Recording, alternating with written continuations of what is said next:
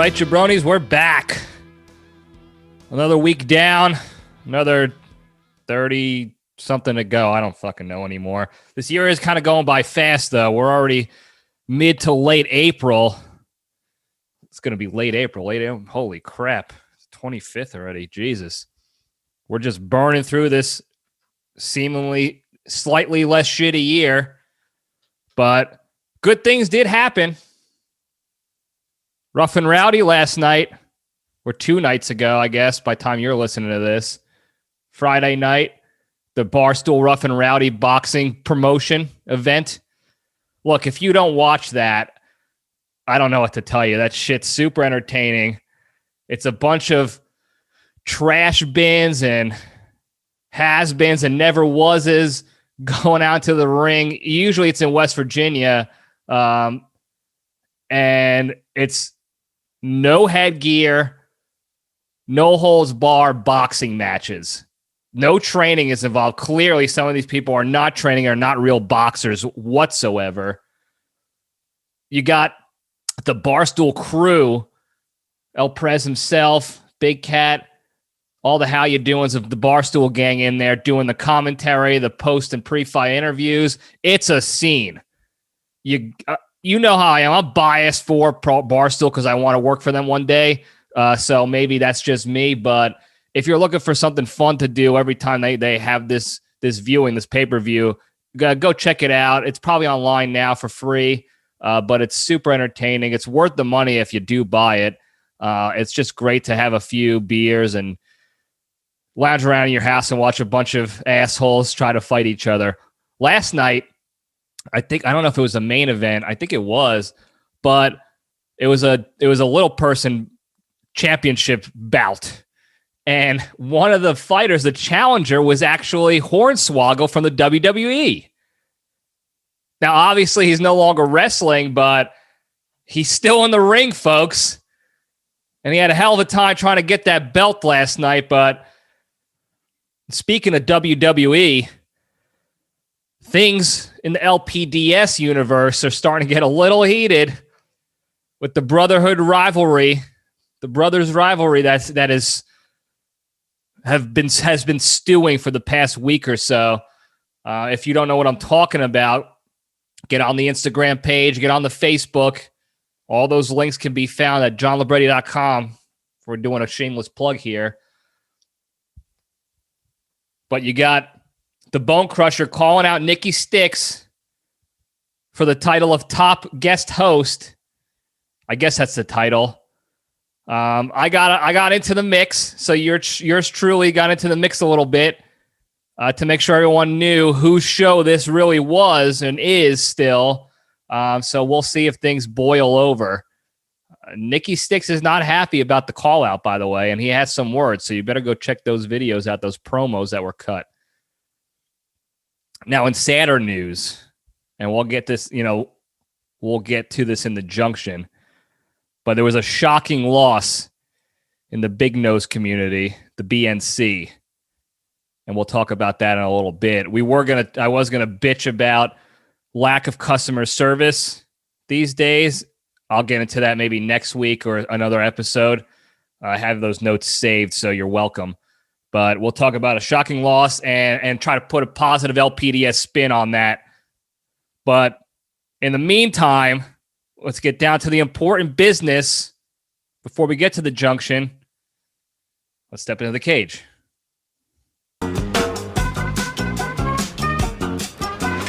Okay, let's run.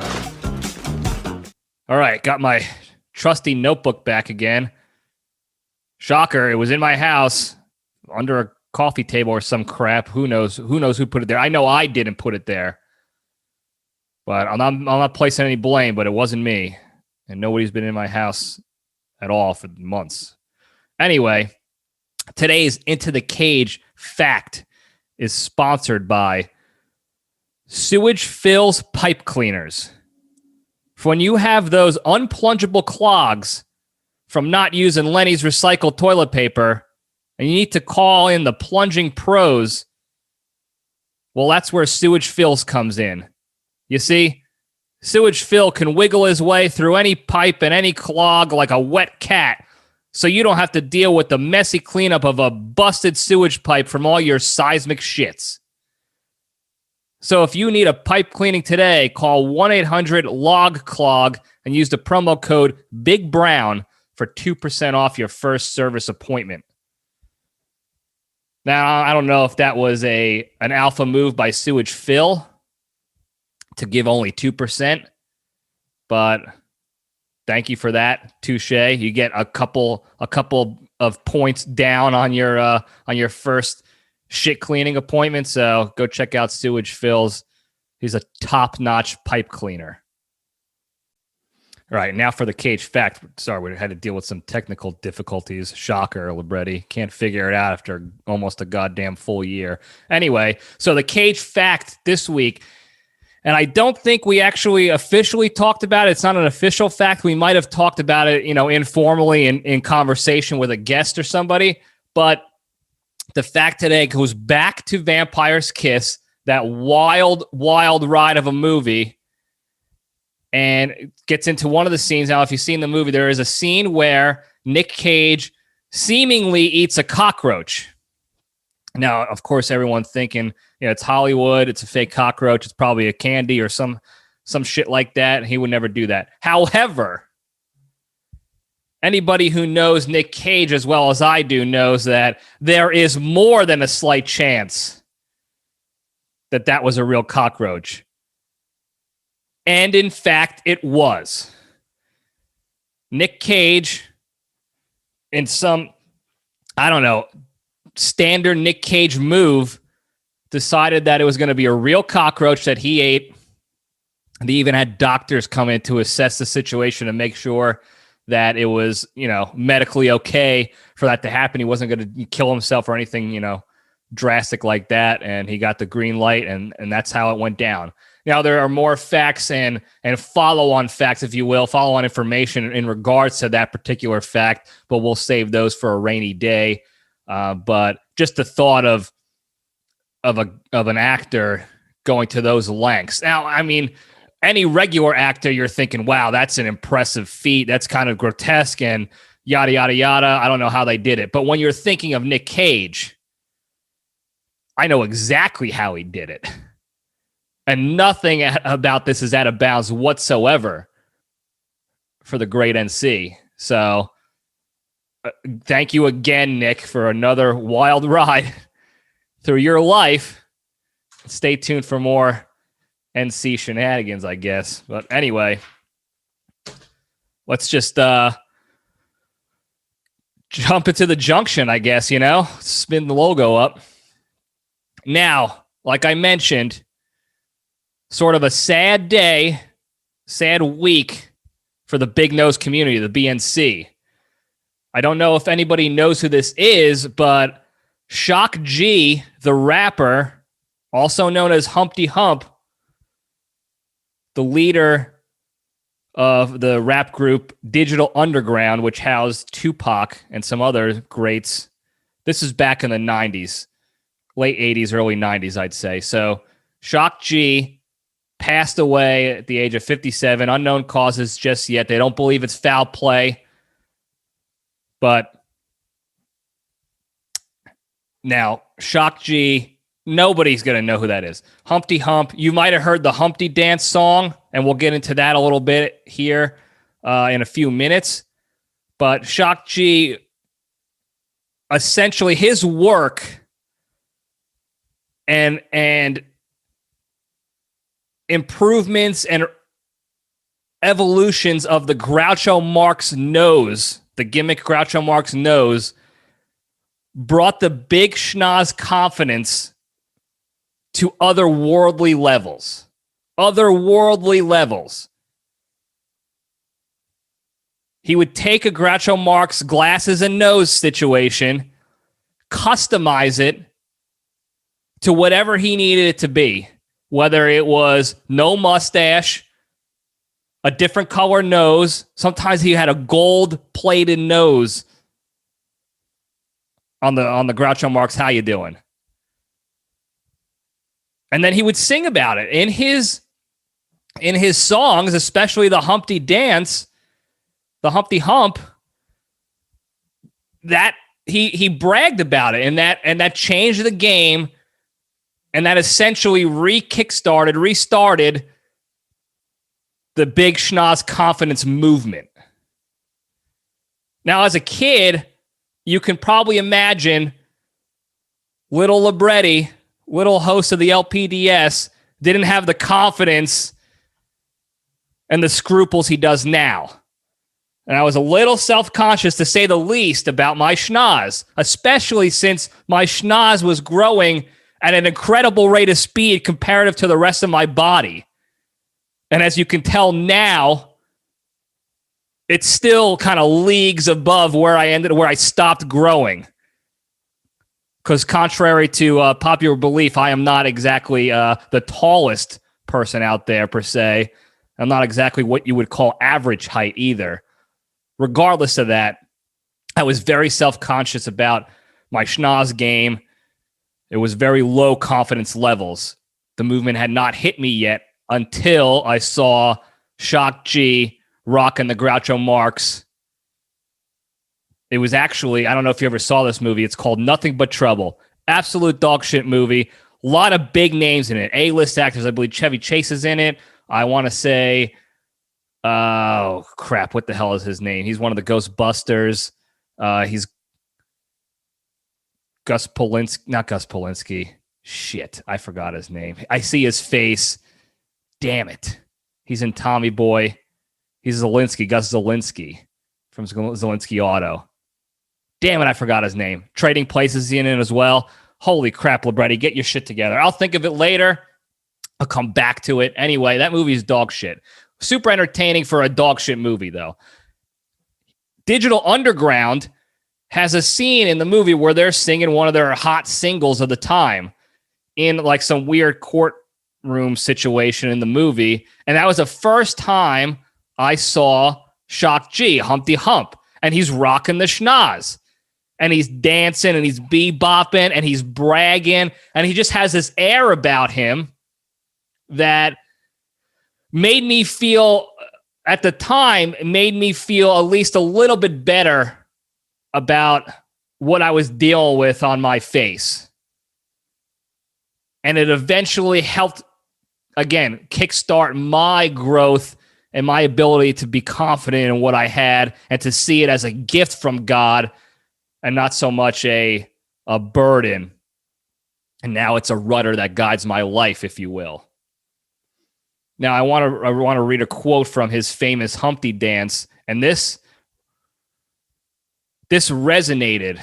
Anyway, I'll read the lyrics to kind of give you an idea of exactly how confident Shock G was and the impact he had on the BNC, the big nose community. My nose is big. I'm not ashamed. Big like a pickle. I'm still getting paid. I get laid by the ladies. You know I'm in charge. Both how I'm living and my nose is large. Those words, just those bars alone, that little 2-sentence how you doing from the Humpty dance rattled around in my brain for years to come. Now, I was a kid when I first heard these, so I didn't quite understand exactly what he was talking about just yet with the whole pickle, dick reference, getting laid, big nose pickle, large, in charge, all that. Wasn't quite comprehending that just yet. However, the main premise, the main idea of him being so confident in his big nose capabilities that, again, it just resonated and helped build the confidence in me. Because the confidence, and I wouldn't even call it cockiness. He was just very confident about his skills, his capabilities, and the gift that God gave him. And you could see it. It was dripping from that fat gold honker he had on his face. And it was unprecedented at the time.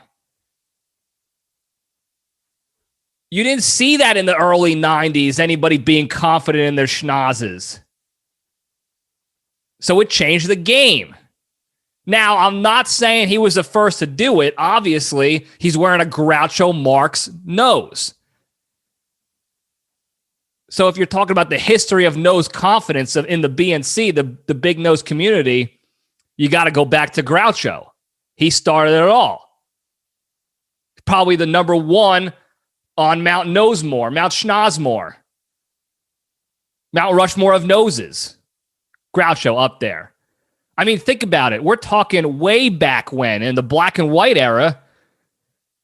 And this guy's so confident in his nose ability, his nose mustache combination, that people actually created a costume set of glasses, nose, mustache, so that they can be like him.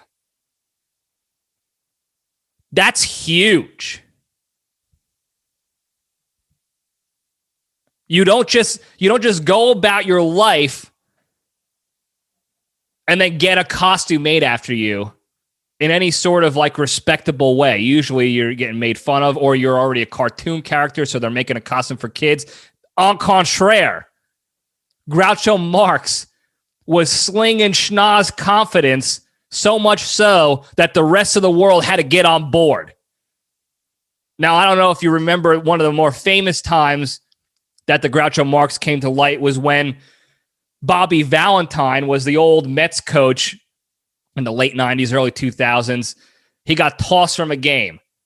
Real shocker for Bobby Valentine. He was a real hothead. Short fuse on that guy. He gets tossed by the umpires. Next thing you know, Bobby Valentine comes back to the dugout in a disguise. Now, what was that disguise, you ask? It wasn't a wig. He didn't change his clothes to look like something else. He didn't dress up as a woman. He shows up in the same uniform, same hat, Groucho Marx glasses, and schnoz. Bold move. Bold move by Bobby V, and an incredible homage paid to the great one, the originator, the OG of the NC, Groucho Marx. So Shock G is not the first one, and he's certainly not the last. I mean, you had Jimmy Durante in there, the cha-cha-cha guy. You see him on cartoons, and then in real life, of course, he had a fat schnoz. Good for him. He had the air about him. He was dripping with confidence. And then later on, after Shock G kind of revitalized the movement, the schnoz confidence movement, you see guys like Owen Wilson come into play.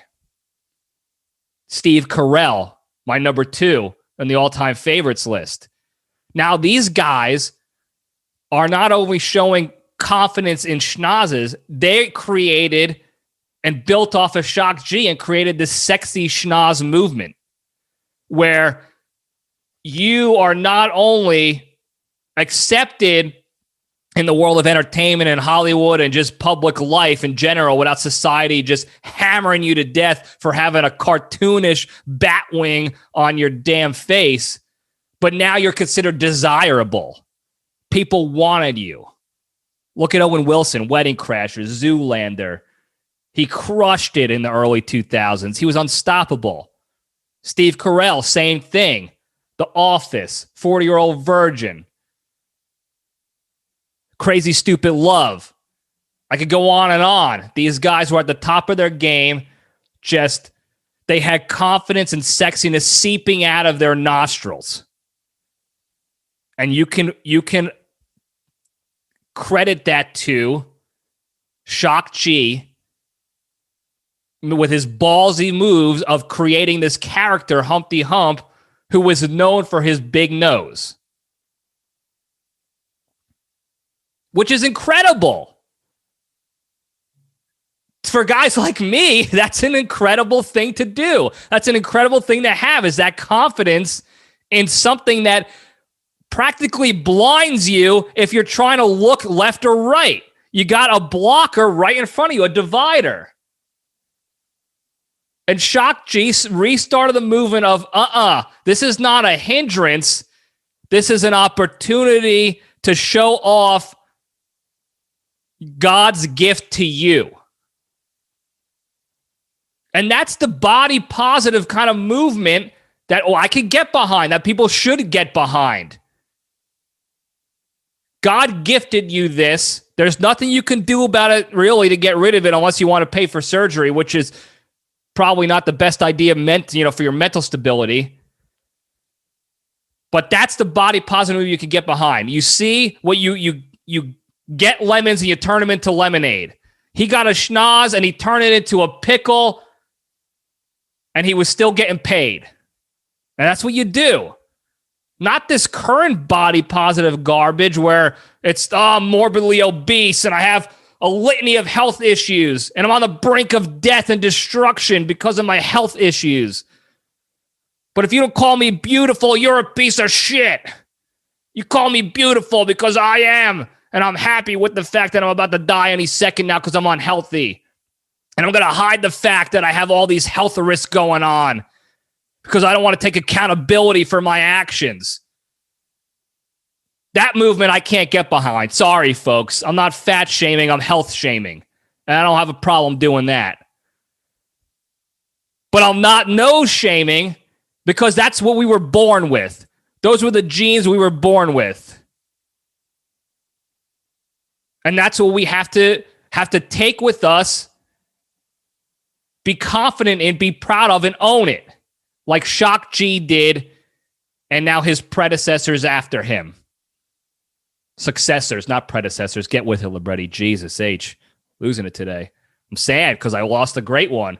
He was a real influencer, a schnoz influencer. Another thing about the schnoz and why I'm so behind this schnoz positivity movement, the schnoz confidence, the BNC buildup, if you will, is you can't eat your way or not work out your way to a big nose. There is nothing you can do with your life besides maybe getting punched in the face a bunch of times. There's nothing else you can do to get a big nose to the point where you're self-conscious and sad about it and have mental problems because of it. Whereas you can eat your way to being unhealthy and morbidly obese and a problem for yourself and your family. Which is another reason why, if you are part of the BNC, like yours truly, you should be proud of that. And again, Shock G taught me how to be proud of what I got, my God's gift. He started that for me, at least in the nose realm. Now, I can credit my family for the confidence in other ways, but when it comes to nose confidence, nose positivity, Humpty Hump was the guy.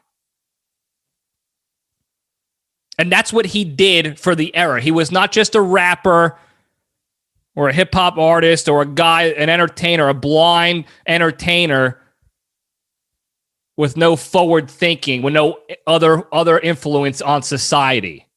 That's what he did for us in that era. He made us proud of the shark fins on our face. He made us realize all the pros of the schnoz. You know, you have the unrivaled sense of smell capabilities. We're like a bloodhound. I could smell a sausage and pepper sandwich or a meatball sub from at least 100 yards away. No other human's going to be able to do that if if they're not part of the BNC. You got to be proud of that. Not to mention the aerodynamics of it all. You might think this is slowing me down. No.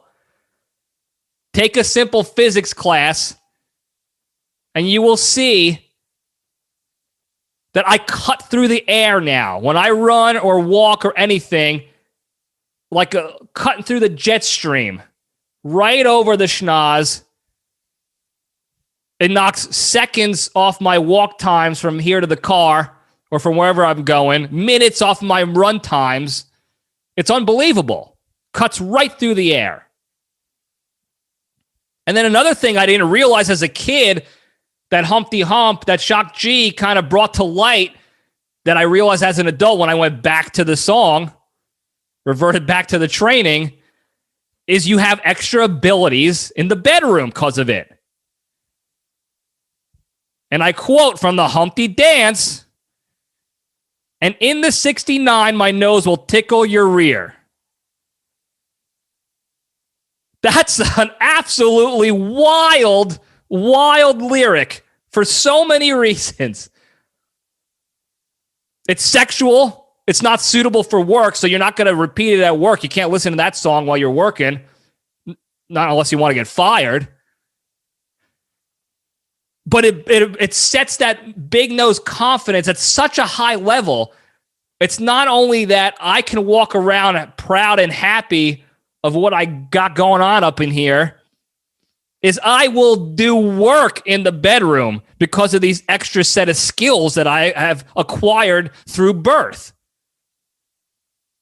That's unbelievable. And when my puny, dumb, beta bitch boy brain finally kind of comprehended that as a teenager and young adult, that changed the game for me. That built another level of confidence that nobody else is expecting, and nobody outside of the BNC can even fathom. To the point where we're almost up above the rest, the non-BNC, the non-community, the regular nose community, for having that's very, very nuanced and unique extra skill set. So for all you other big nose idiots out there who are still self-conscious about what's going on your face, it's time for you to go back and see what Shock G did in his life, what he gave to us, and what he died for, so that you can go and own that toucan Sam beak that you got on your head. You could be proud of the woodpecker beak thingy that you got on your face, and you never forget that confident Humpty Hump Shock G mindset. Big like a pickle, I'm still getting paid.